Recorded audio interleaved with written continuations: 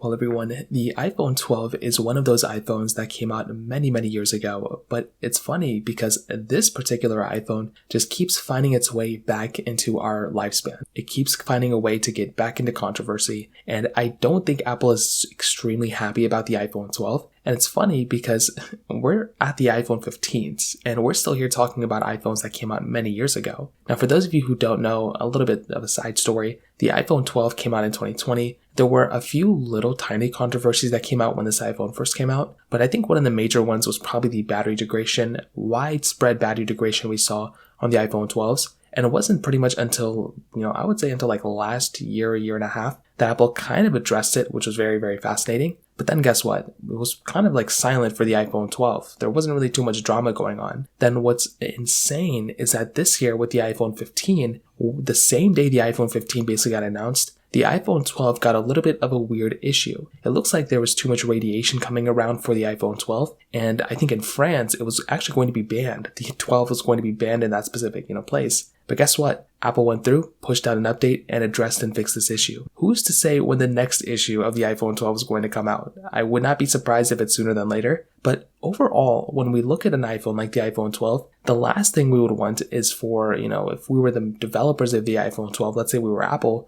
we would not want to have an iPhone that is basically not even being sold anymore for us basically spending time and money and effort of fixing issues within that device. Now, I remember a few times this kind of happened, the iPhone 6S. When that iPhone issue came about, Apple came through and basically didn't really like that iPhone at that moment because they had to fix a lot of issues with it. And that was pretty much no exception. It was the same exact thing. So with this specific iPhone, I think it's going to be the same exact case. I think Apple's going to do as much as they can to basically get rid of this iPhone as soon as possible. And they are pretty much, in my opinion, going to go through and probably discontinue this iPhone maybe around the same time that the iPhone 11 gets discontinued. And this includes the 12 Pro and 12 Pro Max and the 12 mini. And I think this is mostly due to the iPhone 12 in particular because of that radiation issue, but also with the 12 mini lack in sales, nobody really bought that iPhone.